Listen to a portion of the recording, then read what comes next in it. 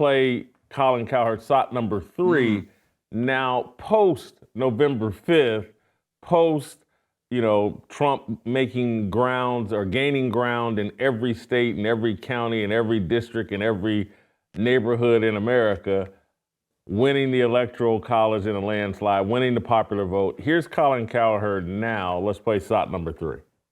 And the NBA, meanwhile, ratings are down 48% in the last 12 years, and they have fallen off a cliff this year. And Adam Silver's solution is let's make the courts brighter. And I like the NBA, but the All-Star game is now embarrassing, and I think load management is a shame on the league. It is a really bad look for a family of 4 to go to a game and Giannis doesn't play or Embiid doesn't play. I'm sorry. Go ask the Democrats. Be warned, once you detach from regular people in America, you will pay a price. I'm saying this in all authenticity.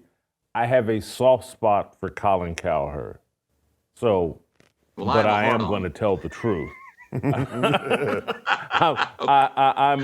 going to say this, though, in reality. What I wish would happen with Cowherd is that he would acknowledge that, hey, man, I used to think this way. This is what the Anna Kasparian and other more authentic people that are changing up, they acknowledge, like, man, I thought this way and now I'm wrong and blah, blah, blah.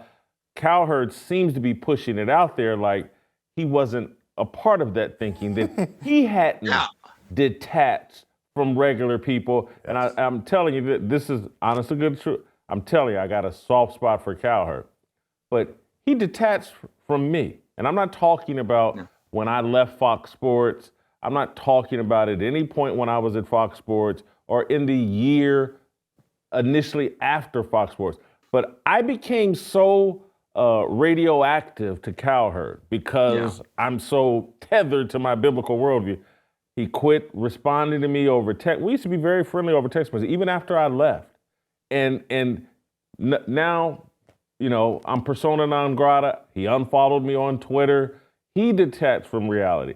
And Cowherd, what I would say to him, it's like, people like me, we're a necessary evil, Colin. You have to recognize that if you want to be attached to normal people, when you're making all that money, it's important that you stay attached to someone who's not in that elite echo chamber, that bubble, that I got to get as far away from, a MAGA supporter or someone who has a biblical worldview as it relates to the LGBTQ issue. You're detaching from normal people.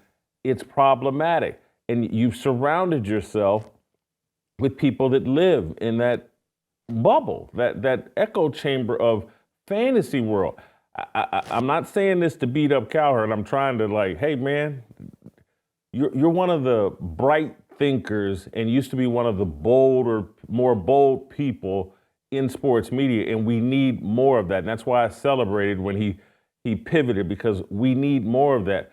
But when your go-to guy is, and again, I don't mean this as some super negative shot at Nick Wright, but it is just reality.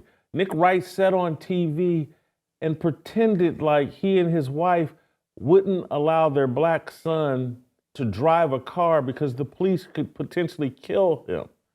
That's how you're detached from reality when someone's having that conversation on your show. This is a 18-year-old black kid saying, I'm not going to drive because we're not going to allow him to drive because the police may kill him. And this is in Houston at the time. And I'm like, holy cow, the stats are black kids are going to kill the kid far more likely than the cops. Are you forbidding him from hanging around with other black boys? But that's how you detach from reality. First Cup Coffee, Christian-owned patriot coffee company that stands for core values, family, and building community across the nation. Go to firstcup.com, use the promo code JASON, and save an additional 10% on your order. And if you subscribe, save another 10% for the life of your subscription. Let's start with Stephen A. Smith talking about January 6th and how he's had an epiphany now that 3-4 years later, oh yeah, them January 6th people, they got done wrong. Let's play SOT number 5. I want to get into some politics before we get on out of here, as we've now entered the final month of Joe Biden's presidency. And for the sake of argument, it hasn't been a good one. The Democrats lost the White House, Senate, and House in the November election. Meanwhile, this week, FBI Director Christopher Wray announced plans to resign at the end of the Biden administration as President-elect Donald Trump takes office in January. The news comes amidst a bombshell report from the Justice Department that revealed the FBI had at least 26 confidential informants on the ground when the Capitol was stormed on January 6, 2021. The report says most of the informants engaged in illegal activity during the chaos. The Justice Department says only 3 of its 26 informants present had been instructed to observe potential domestic terrorist suspects on the day of the riot. The rest of the 23 appeared to have gone to the Capitol on their own accord. Upon hearing news of the report, Vice President-elect J.D. Vance posted the following on X, quote, "For those keeping score at home, this was labeled a dangerous conspiracy theory months ago," end quote. So 23 folks for the FBI were in the crowd. And we're just finding that out. Didn't hear anything about that for the election. Didn't hear anything about that when the quote-unquote insurrection was broached by Vice President Kamala Harris as the Democratic nominee, by President Biden before her, by Democrats in both the House and the Senate as they articulated the belief that Donald Trump was a danger to democracy and using this as a profound, illuminating bullet point to make that case. And now here we are yet again finding even more evidence to Donald Trump's claims when he articulated that the process is rigged, the Democrats are this or that, they're talking about us, but look at what they do.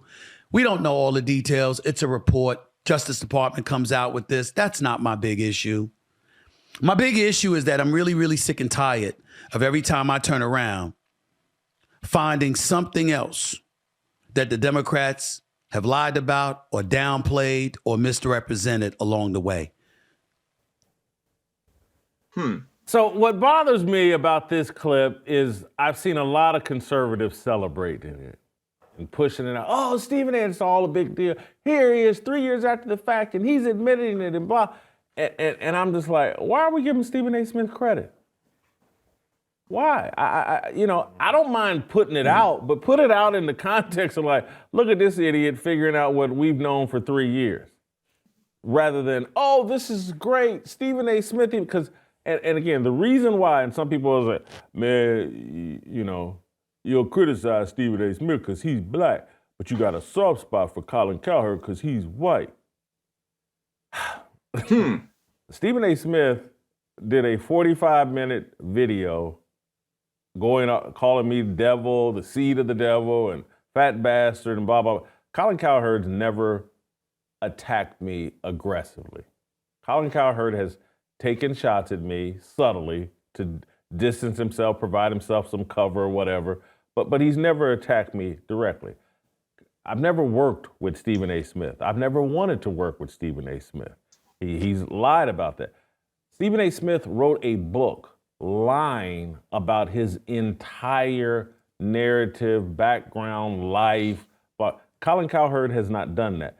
Stephen A. Smith is far more fraudulent than Colin Cowherd, far more fraudulent. Colin Cowherd's not claiming he got a basketball scholarship from Big House Games after hitting 17 straight three-pointers. Colin Cowherd doesn't have the political aspirations and really doesn't want the political influence that Stephen A. Smith wants. Colin Cowherd never recorded a video wagging a finger telling black people, take this medical trial experiment they're calling a vaccine, and wagging a finger at them and saying, tisk, tisk, tisk. Colin Cowherd, as far as I know, didn't go after Kyrie Irving for posting a poster of a documentary that Jews didn't like. Stephen A. Smith did that. That's why I don't like Stephen A. Smith. For all that and a bunch more. And that's why I don't have a soft spot. He's a fraud. He's a plant. He's on a puppet string for his masters. Colin Cowherd may be attached to the same puppet strings, but they're not as obvious. He's not as flamboyant about it. He's not, and so it's just different. Stephen A. Smith is a fraud and a plant, and he's there to mislead, misguide black people. And it bothers me.